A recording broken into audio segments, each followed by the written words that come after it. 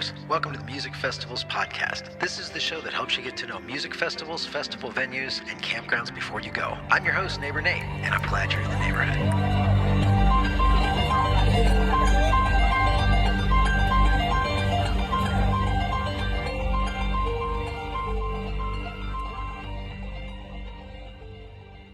And welcome back, neighbors, to episode number 49 of the Music Festivals podcast. This is the show that helps you get to know music festivals, festival venues, and campgrounds before you go. And as always, I am your host, Neighbor Nate, and we have a very exciting episode today because I have two of the most celebrated fiddlers in bluegrass. They've recently launched a high-profile collaboration, and both of these artists are recognized as pure generational talents in the genre. They've apparently known each other for about 3 decades, as far as I can find out, and so I want to dig into that a little bit.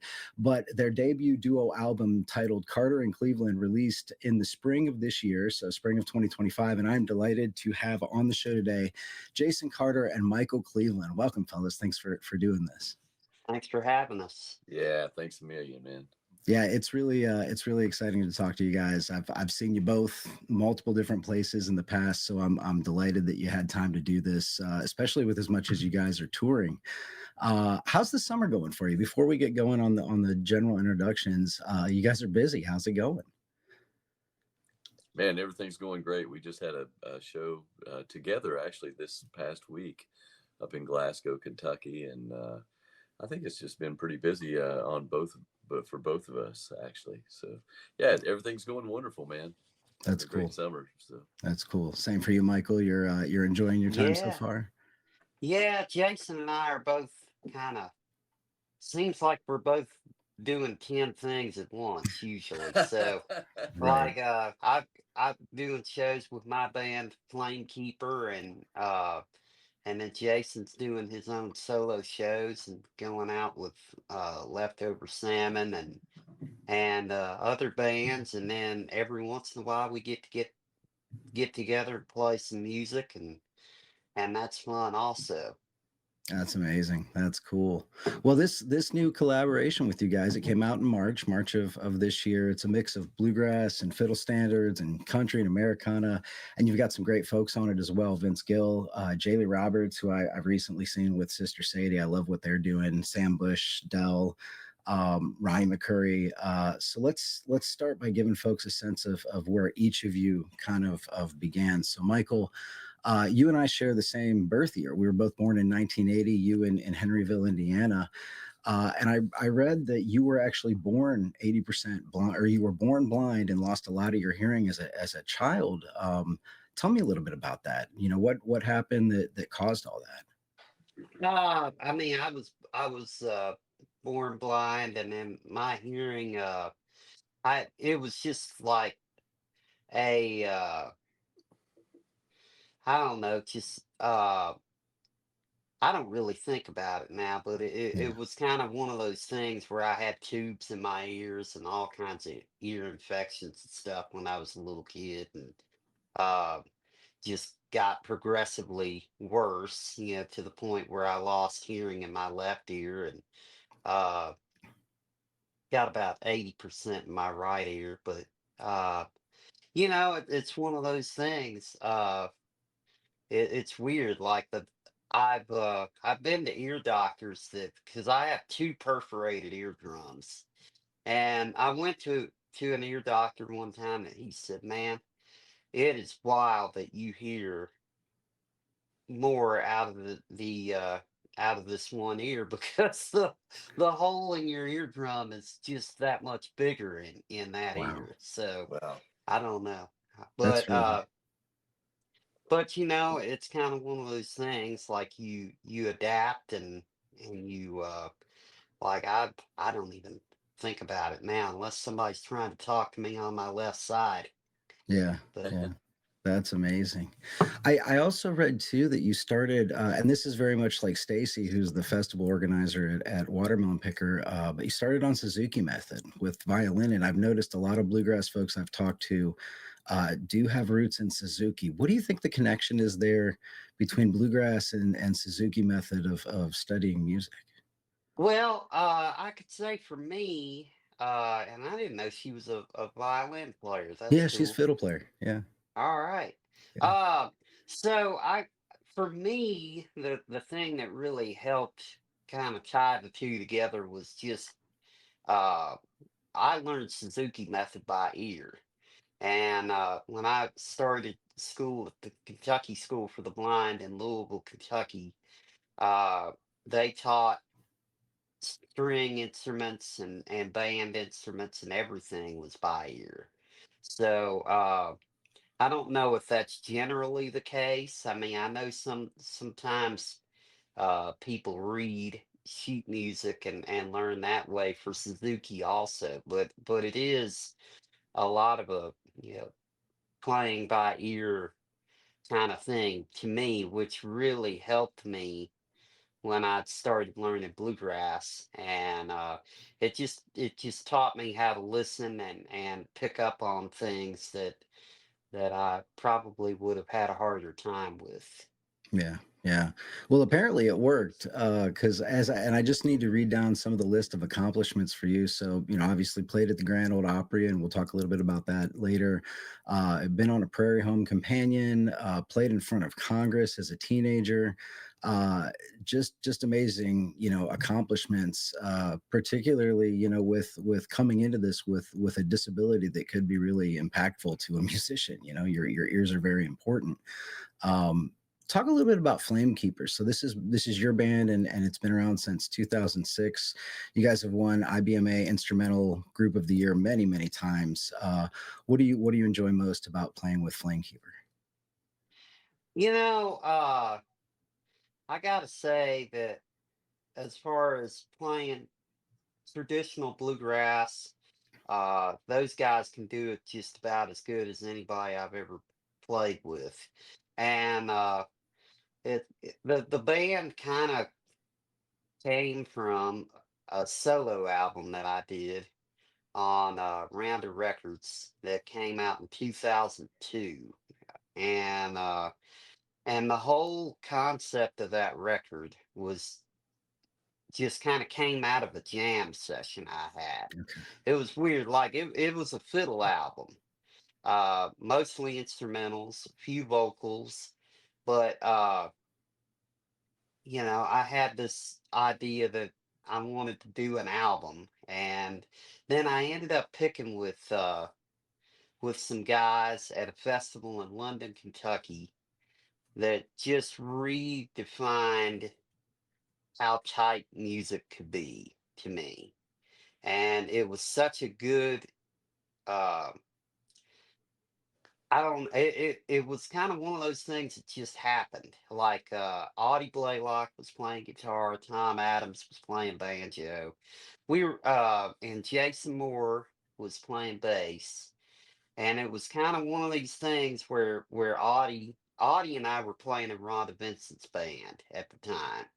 And Audie kept saying, "Man, we got to jam with Tom Adams." And Tom Adams can play this Jimmy Martin style of bluegrass music better than any other banjo player. We got to jam with Audie had played with Jimmy Martin for like 9 years, Wow. Okay. and so we finally get with Tom, and Tom was playing with another band, and he's like, "Guys, I got 20 minutes I can pick till the van leaves." And so it was the three of us, and we were looking around, and Jason Moore was there, and somebody said, "Hey man, you got your bass?" And he said, "Yeah." And so let's pick a few real quick. And the the stuff we played was it just kind of changed my whole outlook on how tight music could be. Wow. And it's just like any other really good jam I've ever been in. It just kind of happens. You couldn't plan it in a million years. And so after playing with those guys and hearing that sound, I've always tried to recapture that. And I think the guys in my band, as far as just intense, hard driving traditional bluegrass, I mean they can do it. And so that's what I really enjoy. the most about playing with those guys. That's really cool. That's really cool. It's interesting to hear it. It's a good segue to hear that it happened in Kentucky. That moment happened in Kentucky. Jason, you're from Kentucky, Lloyd, Kentucky, and I know just from being down that way. I'm in Ohio. That's a big bluegrass region down there. So talk a little bit about your upbringing in bluegrass. I know your father was a musician, but tell me a little bit about how you kind of came into all this. Yeah. Well, man, I started playing guitar when I was around 8 years old. My dad was in a bluegrass band at that time, and even before that, I remember going out and watching Dad play in his band, and I just loved I loved the music then. And when I started playing, I would get to go out to some jam sessions with my dad and some shows, and he would actually put me on stage or let me jam with all the rest of the guys, and man, that was great. And I don't know, just kind of like anybody else, a kid growing up picking, I spent a lot of hours in front of the stereo, listening to records and trying to learn what everybody was doing. uh, I started playing fiddle maybe when I was around 15 years old, and when I graduated high school in 1991, I got a job that summer with a band called the Goins Brothers from up there in Northeast Kentucky. Mm-hmm. And I was with them for 6 months, and I wound up getting a job with the McCoury Band, which was kind of my dream job to have. I started with those guys in 1992, February of 1992. Okay. So, and I stayed with them till this year, actually. So. Yeah. And I just have to rewind for a second. So after 4 years of playing fiddle, you played with the McCoury Band of all things. Man, that's insane. Yeah, and I kind of think so too. I mean, I know that I don't know, man. Dale, he's just such a great guy. He gave me a chance, I especially back in those days, man. I still struggle with playing fiddle. For me, I do. But back then, I could only play. I hadn't been playing that long. I can't say that I did not. I kind of feel like I didn't know which end of the fiddle to hold, But Yeah. I think that I think he might have heard something in me and was very patient and gave me a little room to grow as a musician, So Yeah, I'm sure glad he did. Yeah, me too, man. Yeah. It's kind of a big risk for him, I think, to take somebody out that might not have been that accomplished of a player at the time, but yeah, he did. That's amazing. So I've seen Dell now 2 or 3 times, and I'm always blown away at the last time I saw you guys at Grass Fire at Nelson Ledges Quarry Park last year. Great show. I remember that well. Yeah. Yeah, and that was I mean, what a great place to have a festival, right? But yeah, I think Mike, are you going there this year? Yep. Yeah, Looking you're forward to it. That's coming up in a few weeks. Yeah. Yeah. And that's their this year it's over 4th of July, so they'll do the fireworks off the island and everything else. That's going to be a good time. I wish I could go, but I have some family commitments this year, so I have to skip that one. But I was blown away in seeing he amazes me because he still has the voice, he still has everything, right? Like, and he's getting up there in his years, and man, can he just puts on a hell of a show. It's great. Yeah. I think Dale is 86, and that's crazy. Absolutely right. He's killing it, man. He's singing as good as ever and playing as good as ever. Yeah. It's an amazing show. Anybody if you get a chance to go see the McCoury Band or the Traveling McCourys. Yes. Yeah. Well, they should go check those guys out. They're the best in the business, man. Another one of my favorites was seeing you guys at Cave Fest when you did this past year. You did Grateful Ball, which was one of my favorite things that Traveling McCourys does. We played the songs of the Grateful Dead our way, bluegrass style, that is.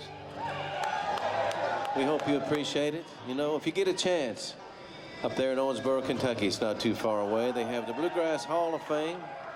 They have a wonderful exhibit right now on Jerry Garcia and his influence on bluegrass music. If you get a chance, you need to go see that because it's going to be running for another year or so, and it's got the greatest collection of his instruments that there is right now, and all kinds of memorabilia. But take the time and go, folks.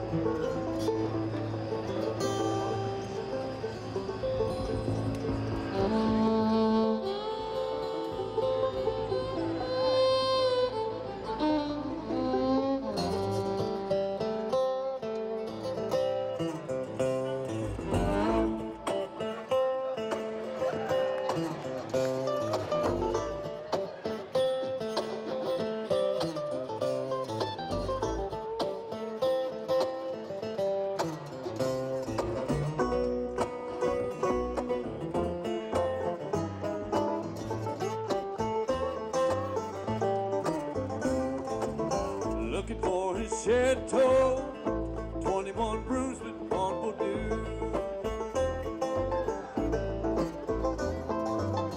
Looking for his shed toe, 21 brews with on Bordeaux. I don't want to buy it, I just want to rent it for an hour or two.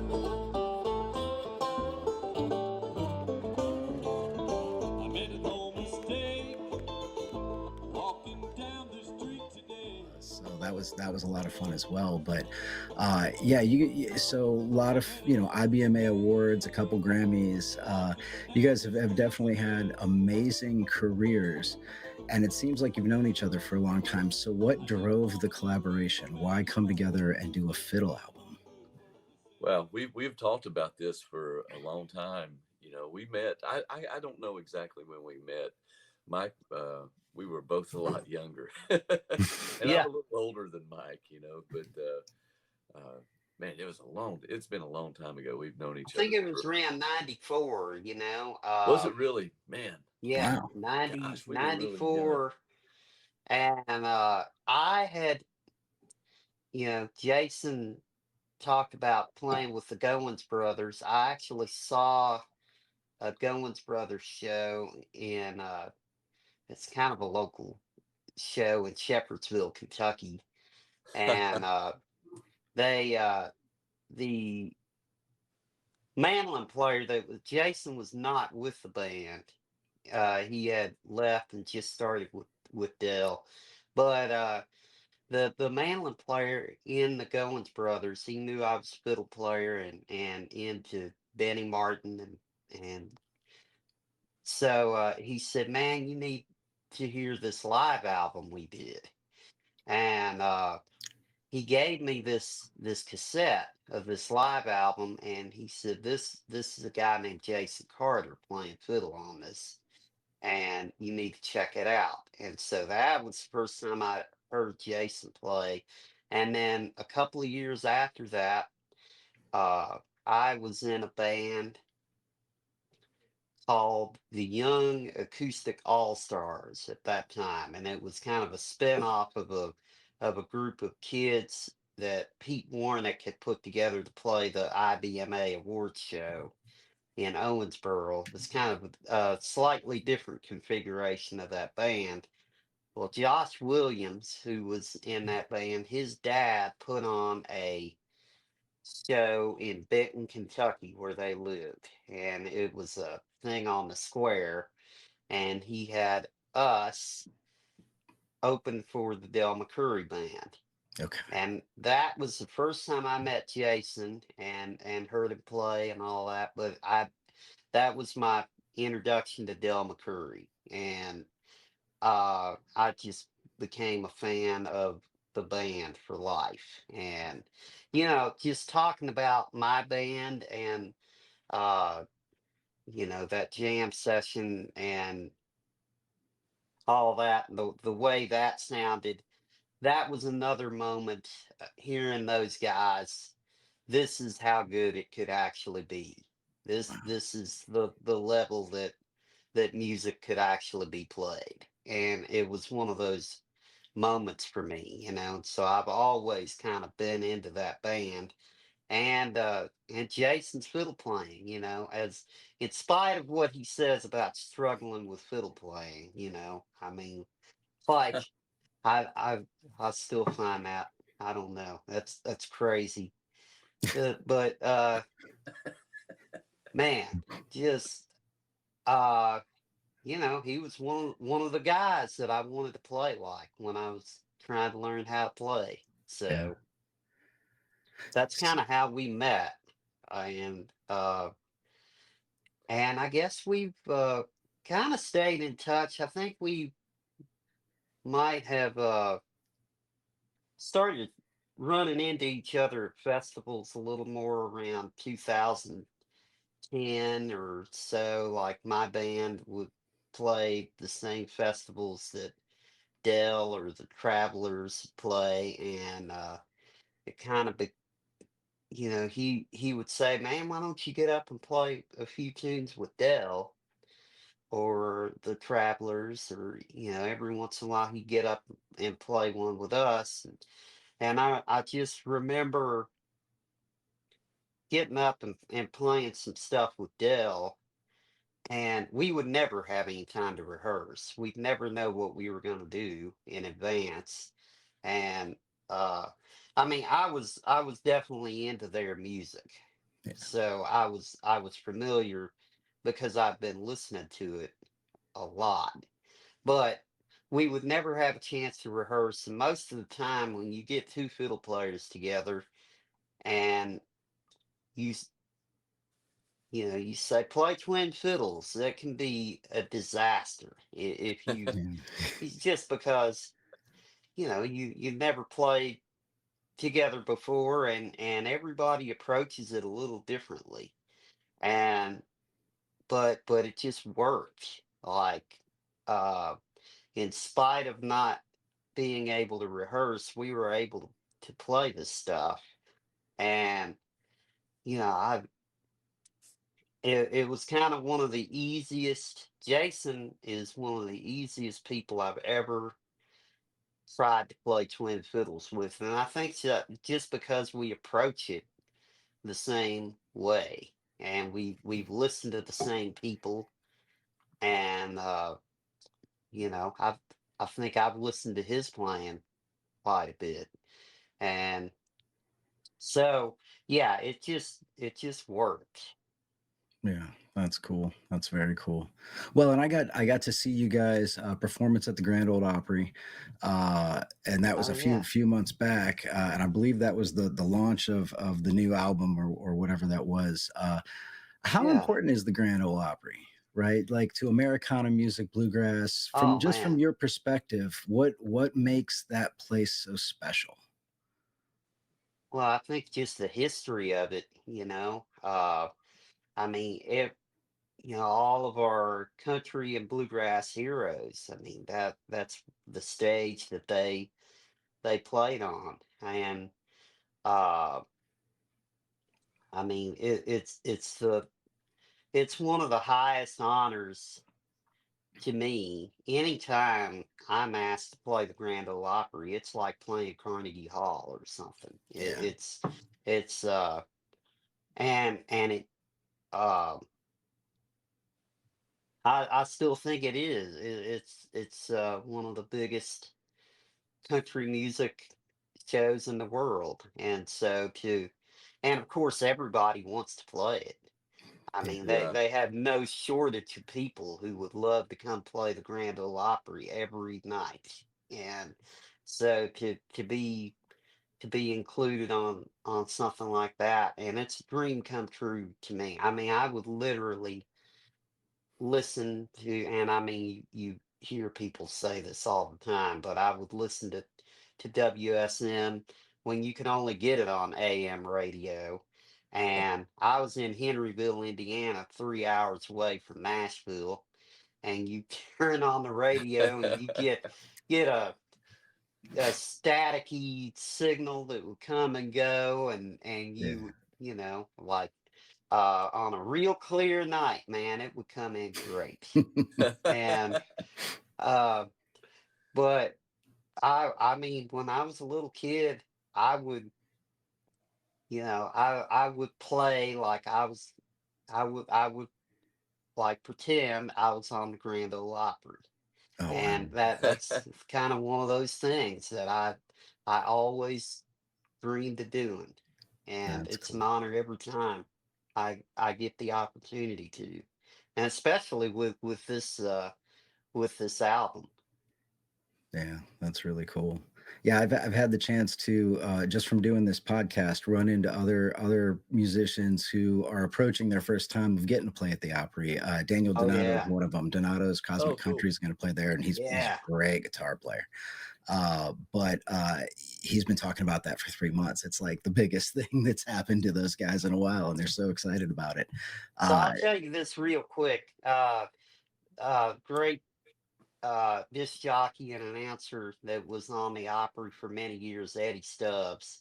One time, my band and I were playing the Opry, and my dad had come along with us, and there were a couple of people in the band, young guys that had never played the Opry before. And it's always kind of nerve wracking, you know, because it's the biggest show in the world. So you yeah. want to do a good job. And so, you know, a couple people were a little nervous, and Dad saw Eddie Stubbs and he said, "Hey, Eddie, you know, we were talking a little bit." And he's like, Mike's got a couple of guys that are a little nervous. Give them a little pep talk, Eddie, you know. And Eddie goes, "Well, you are about to set foot on the stage that Hank Williams, George Jones, Bill Monroe, Lester Flatt, and Earl Scruggs, the Osborne brothers, Ray Price, and you know, named all these people. You're about to set foot on the stage that all these people performed on. So if you're feeling a little nervous tonight, you should be." I don't know if that was helpful, but Yeah, he's right, right? yeah, it's That's true. amazing. You Yeah. ever feel your pant leg Not shaking out there? not quite what Dad had in mind, but there you Yeah. go. Well, and Jason, you have, and I'd be remiss to not bring this up. You have a very special relationship with the Grand Ole Opry because it was your wedding chapel. So tell me a little bit about that experience. Tell me about the day when you and Brown got hitched. Yeah, man. I can't believe it. It's kind of like a fairy tale wedding. Michael was my best man. Oh, nice. That's Yeah, cool. and but anyway, we were when we got engaged, we were looking for a place to get married, and I thought, man, it would be great to do it at the Grand Ole Opry. I thought it was hard. That's probably not going to happen, but we were playing there. It might have been the night that me and Mike, one of the nights that we played there. I'm not sure, but um, I talked to Dan Rogers while I was there. And I told him I got engaged, and I asked him if we could get, if we could, any possibility to get married at the Grand Ole Opry. And he said we could, but we could do it in the Studio A where they filmed Hee Haw. Okay. And I thought, well, that's good enough. Maybe we'll be able to sneak out on the stage and get some pictures or something, you know, and kind of left it at that. And Bronwyn and I we talked it over, and we were like, man, if we're there, we want to get married on the stage. And so the next time I was at the Opry, I asked Dan again. I was like, is there any way we could do this on the stage? And he was like, well, we have events at night and on the weekends and all this. It would be really hard to do. And he said, well, you could do a sunrise wedding. Oh, cool. So he was like, you'd have to be done by 9:00 because they have tours that come in. And so, and he said, if you want to do it, he said, we'll do it upright. He said, well, we can do the wedding in the morning. You all can use Studio A for the reception, and then we'll have you on the show later on that night. That's so cool. It was awesome, man. That's what we did. we were a little nervous that we wouldn't have a friend left in Nashville after getting all of our musician friends to, call times like 6 a.m. I wouldn't get up That's that why early for anybody Yeah. else. I can tell you that. Mike Yeah. Mike had to come down from Indiana. I don't know Yeah. what time he got up. Oh Lord. But we got there and it was beautiful, man. It was just incredible. Brian Sutton and Michael played music, played Bronwyn down the aisle, and played a few tunes together on the stage for everybody that was there. And at the reception, I forget what it was Timbo. Timbo was playing, and Luke Monday and Nate Leith, and Paul Zahn, the Country Cousins, I think is what they were called. Okay. But Yeah. anyway, they played the reception. It was just an amazing day. And That's then we cool. had like the wedding party played the band. So it was Michael played mandolin, and me and Bronwyn played fiddles. Shelby Means played the bass. Yeah. Corey Walker played banjo, and Brian Sutton played the guitar with us on the Grand Ole Opry that night. And it was That's so cool. you talk about putting the icing on the cake, man. That was just the end of a fairy tale day. Bronwyn played in her wedding dress. That's cool. Absolutely beautiful. Yeah, I saw the pictures and it just looked magical. Like, It was especially incredible. for guys that are for a whole band of people that it's Yeah. such a special place for you. Right. And hats off to go ahead. I was just going to say that just speaks, people always talk about the Opry, and, the members always say, it's like a family, and man, when you're out there, they definitely treat you like you're their family. And that's any time that we've been out there, me and Michael, when you go out there and play, or if you play under your own name for the first time or whatever, anytime they just try to make you feel really comfortable, so it's just it's an incredible experience. Yeah. And far as the Grand Ole Opry is concerned, man, I actually a few years ago I went out front and watched the entire show. I bought tickets. I've always wanted to do that. I've never been able to. Mike, it was amazing. It was amazing to bet. see how smooth everything run from start to finish. Man, those guys they're just pros, man. It's amazing, and it was a great show. Every performer, every one of those Opry stars, and there's a reason why they're a Grand Ole Opry member and a star. Yeah. Every one of them, they were just incredible. It Yeah. was an incredible show. Yeah. Yeah. I especially following on Instagram and whatnot, you see all the folks that get there and just the level of excitement and their own Yeah. personal photos and stuff for getting to Yeah. play. Oh yeah. And to see what goes on backstage, and then to go out and watch it, how smooth it runs Yeah. all night. Man, I would recommend anybody coming to Nashville, they should go to the Grand Ole Opry and watch the show. Oh, It's amazing. absolutely. Yeah. Well, and I do want to give shouts to Bronwyn as well. She's had a great year. Debut solo album last year, CMA Awards, and a Grammy nomination as well. Right. So congratulations to the misses as well. It's awesome. I will pass it along. Yeah, she's working. She's actually working right now. She's been writing some songs and been in the studio recording a new record. So getting the start on another record. So that's awesome. You'll have some new Very music cool. coming out soon too. So and it's Definitely really looking good. forward to I've that. got to hear a couple tunes, so it's really good. That's cool. Yeah, I have to ask too. So you talk about playing with different fiddle players. How do you guys separate work from home? So like, is it all fiddle all the time, or do you take a break at home and say, let's just watch TV? No, you know what? We don't watch TV hardly at all, and but we play a lot of music. That's cool. Music is a huge part of our lives, and we play a lot. We haven't got to play a lot together recently, but we've both been busy trying. I'm trying to get a new record going. Yeah. And also mine and Michael's record just come out. Braun's trying to get a record going, and touring on her own. I've been touring with my band, and say like tonight I'm going down to the Rhyme and I'm playing with the Kitchen Dwellers there. Oh, okay. Yeah. Tomorrow I have my own show with special guests, and it's just it's a lot of stuff going on right now. That's So awesome. and a lot to prepare for. Yeah, I can imagine. Yeah. Well, And hats off to you. Bronwyn just went out with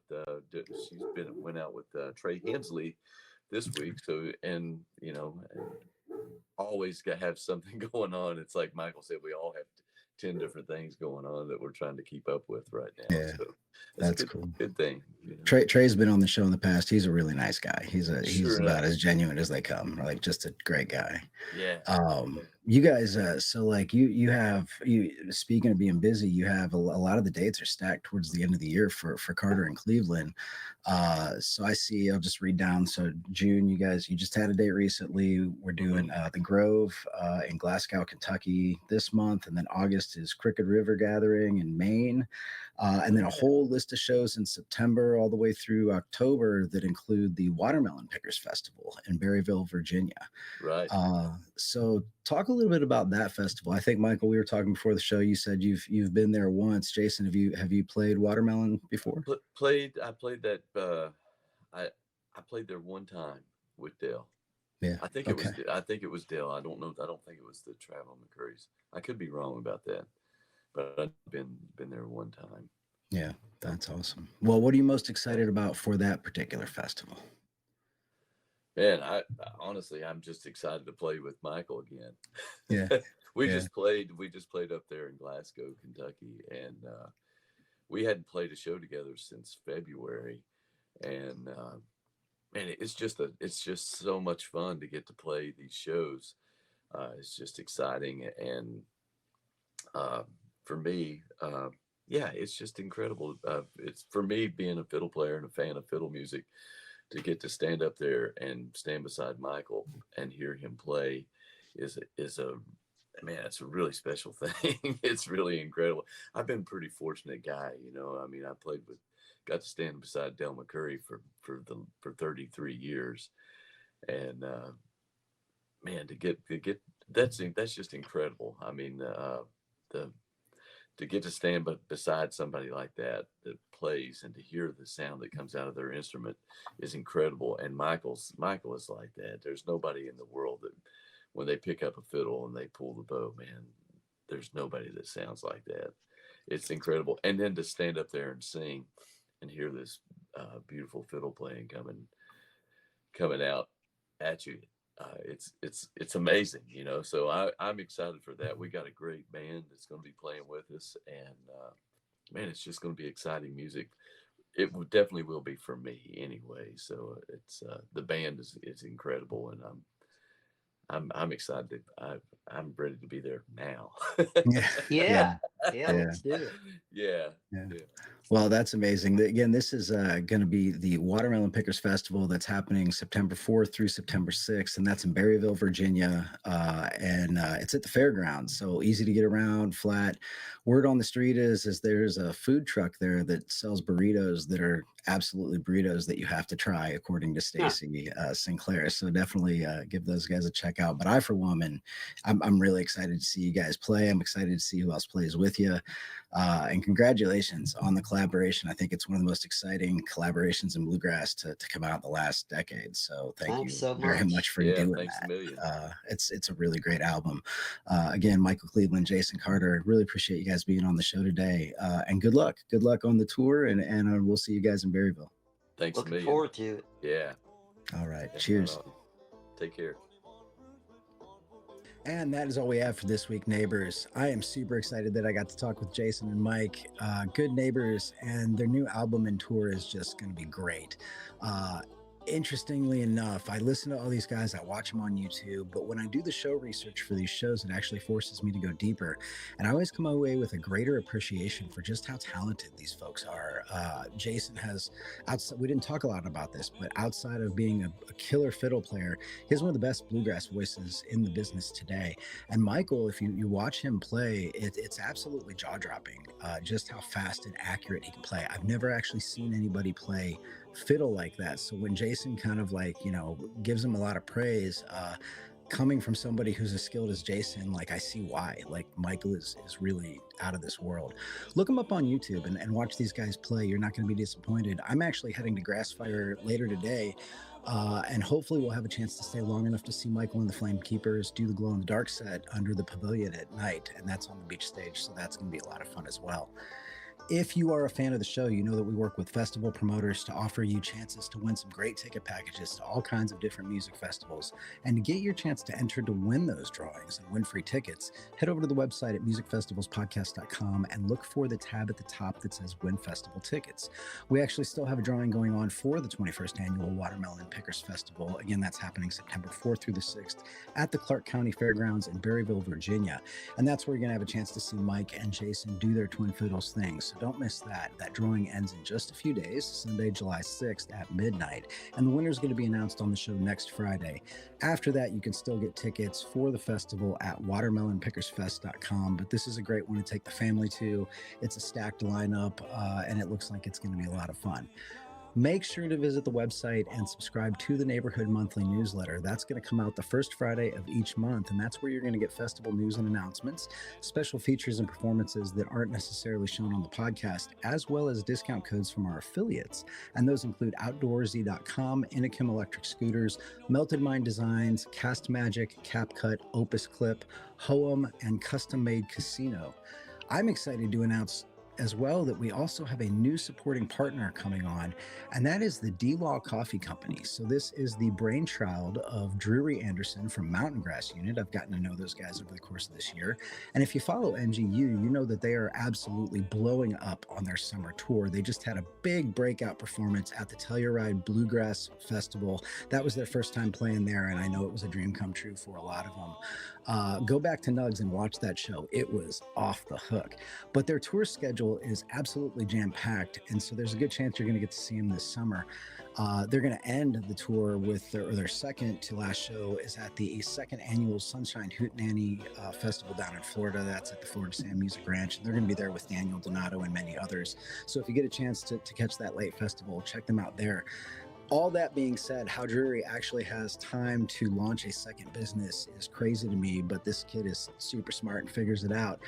So go to dlawcoffeecompany.com and check out the products and order yourself some coffee, because it's going to be a great thing to wake you up after late nights out seeing bluegrass and other music that you like. Next week, we have an interview with Jesse Schulzeberger, who is with Electric Larry Land, and they're also going to be playing at the Watermelon Pickers Festival.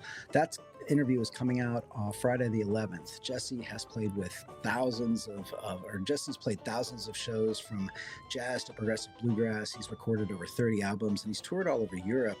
And he also teaches, which I think is really interesting, and he's really focused on mentoring the next generation of drummers. So we're going to dig into his work, and especially with award-winning flat picker and singer-songwriter Larry Keel.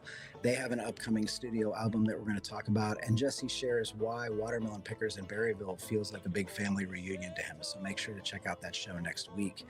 If you are listening to the audio podcast, thank you. That's awesome. Please make sure to rate the show wherever you are, usually on Spotify or Apple Music. Then make sure to check out the YouTube channel for more videos that aren't necessarily featured here. And again, we have full festival shows and sets that you're not going to find on nugs.net, exclusive band interviews, and then there's venue playlists. If you want to get a lowdown on the venue that you're going to for any festival, we have a growing list of playlists that will show you the way. Find the show's Facebook page by searching Music Festivals Podcast on Facebook. It's easy to come up there, or you can follow and chat with me on Instagram. I'm either at Nate Riggs, that's my primary profile, or at Neighbor Nate Fests. That's Neighbor N8 Fests, and that's where you're going to get a lot more of the Music Festivals Podcast episodes and live performances and things like that. Either way, I'd love to see you there and chat with you in the DMs. But that is all we have for this week, folks. I'm delighted that you are on this festival adventure with me. It's been an absolutely killer summer so far, and I'm looking forward to the rest of it. But I'm Neighbor Nate, and I hope to see you at a festival very soon. Maybe it'll be this weekend up at Nelson Ledges Quarry Park for Grassfire. Y'all have a happy 4th. Hope to see you there.